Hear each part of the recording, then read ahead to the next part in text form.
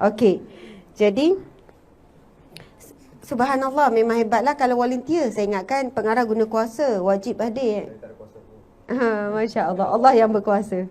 Allah yang berkuasa membuka hati. Allah ya nur, ya hadi, ya haq. Allah yang memberi cahaya hidayah kebenaran. Kalau siapa yang bertanya soalan berkaitan dengan, Ustazah, suami saya tak semayang, anak saya tak semayang, bila isi saya nak berubah. Sebenarnya soalan tu tuju pada diri sendiri dulu. Kan bila kita nak berubah. Jadi antara zikir Asmaul Husnanya ialah Ya Nur, Ya Hadi, Ya Haq. Ya Nur, Ya Hadi, Ya Haq. Maksudnya Ya Nur, Ya Allah yang memberi cahaya, Ya Hadi yang memberi hidayah, Ya Haq yang maha benar. Jadi kita pun minta zikir dulu Ya Nur, Ya Hadi, Ya Haq. Ya Allah, berikanlah cahaya hidayah kebenaran. Berikanlah cahaya hidayah kebenaran. Sebenarnya yang paling perlukan cahaya hidayah kebenaran kita sendirilah. Bila kita dapat hidayah cahaya tersebut, insya-Allah kita akan mampu jadi seorang yang kuat, sabar, konsisten dalam menegur orang keliling kita. Ini kita nak cepat result kan? Awak ni bila nak berubah ni? Dia tanya soalan tu kan? Masya Allah. Hakikatnya yang memberi nasihat pun tak berubah lagi. Untuk berlapang dada.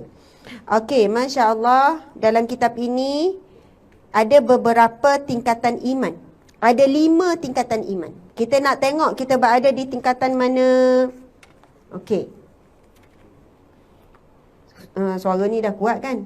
Okey kan? Dia cuma ni saya rasa. Dia bergaung tu sebab ni.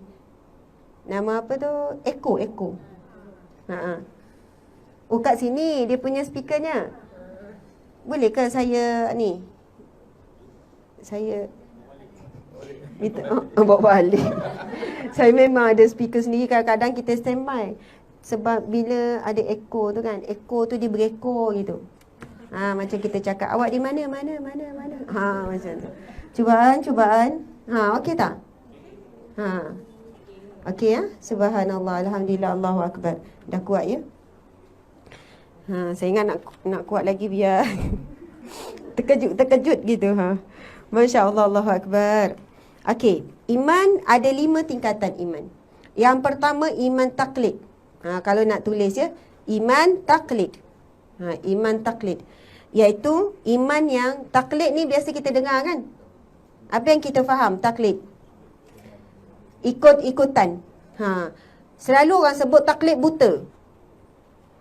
Ni taklid buta ni. Kamu semayang ni apa dalil semayang? Tahlah. Lepas tu macam mana semayang? Ikut mak. Lepas tu mak ikut siapa? Ikut ustaz.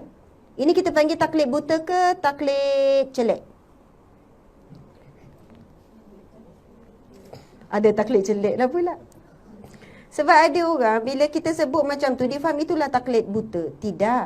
Taklid buta ni dia ikut sesuatu yang tidak ada dasar, yang tidak ada sumber-sumber yang diyakini. Kalau ibu tu belajar dengan ustaz, lepas tu ibu ni ajar pula anak, itu bukan taklid buta. Memang dia belajar dengan orang yang tepat, iaitu orang agama, orang yang ada ilmu tentangnya. Taklid buta ni contoh dalam perihal ikut turun-temurun. Ikut je. Ni nenek saya buat ni. Ini memang keturunan saya buat ni. Kalau kenduri mesti ada ni. Kalau nikah ni kena ada ni. Walaupun benda tu tidak ada dalam Islam ataupun bercanggah dengan Islam, ikut je. Dan ini disebut dalam Al-Quran. Mereka mengikut adat resam nenek moyang mereka. Jadi kadang-kadang ada orang kata kita ni, kamu ni buat ibadah syariat semua ni ikut mana? Saya ikut mazhab Syafi'i. Contoh kita sebut begitu kan. Oh, ikut mazhab Syafi'i. Dah apa hujahnya? Sekian-sekian. Oh, saya tak tahu apa hujah. Saya ikut je mazhab Syafi'i cakap apa. Imam Syafi'i lah yang tahu hujah-hujah, dalil-dalil sebab dia mujtahid dan sebagainya. Jadi itu bukan taklid buta. Itu taklid yang benar. Sebab kita mengikut imam yang benar. Okey. Bila sebut iman taklid, iman ikut-ikutan. Bila tanya contoh, mari kita cek. Boleh jawab tak soalan ni? Tiba-tiba takut ya. Apa dalil Allah itu wujud? Siapa boleh jawab? Apa dalil Allah itu wujud? Dalil? Apa itu dalil? Tiba-tiba buat tak faham kan? Boleh faham tak Melayu ni? Apakah dalil Allah itu wujud? Sudah. Soalan ke seterusnya. Apakah dalil malaikat itu ada? Adanya Allah, adanya malaikat. Allah ciptakan malaikat. Tadi dalil Allah itu wujud. Bagilah idea. Ikutlah dalil Al-Quran ke, hadis ke, topologi akal pun boleh. Sebab dalil ni ada nakli, ada akli. Dalil dari sudut nakli, dua, hadis Nabi ataupun firman Allah, ataupun dalil akal. Surah Al-Ikhlas. Dia bagi surah Al-Ikhlas. Merujuk kepada surah Al-Ikhlas. Masya Allah. Surah yang paling favourite semua orang lah. Setiap kali solat. Betul? Qul huwallahu ahad. Katakanlah Allah itu satu. Allahus samad. Allah tempat bergantung. Ya? Dari sudut dalil akal. Masya Allah. Okey. Lepas tu ada orang kata, kalaulah Allah itu wujud, kenapa tak nampak Allah? Bukankah sesuatu yang tidak wujud itu, maka ia tidak ada? Bukankah sesuatu yang tidak dilihat itu menunjukkan dia tidak ada? Faham tak? Okey, sekarang ni nampak tak? Ini pen kan? Nampaklah sebab dia ada. Jadi pen ada ke tak? Ada. Okey, kalau tak ada pen, lepas tu saya kata, ini pen. Mana pen? Dah sorok. Waduh, hai. Tuan pengarah ni tak ikut skema jawapan lah. Aduh lah. Okey, maksudnya kita kan terbiasa begitu. Kalau betul ada, mananya? Jadi tak nampak, jadi tak ada. Ada satu jawapan. Persoalan ni pernah jadi satu dialog. Seorang kanak-kanak Muslim dengan gurunya Kristian. Betul kan? Pernah dengar?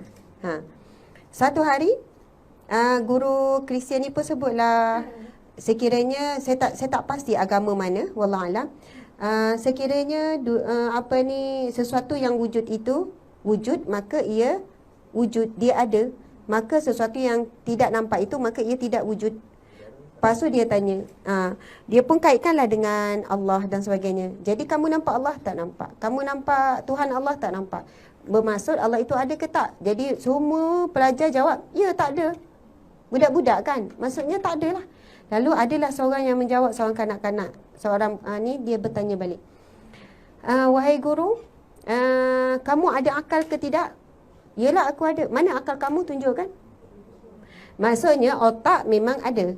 Kan? Tetapi akal tidak boleh dilihat. Jadi tak semestinya yang tidak boleh dilihat itu tidak ada. Subhanallah, Allahu Akbar.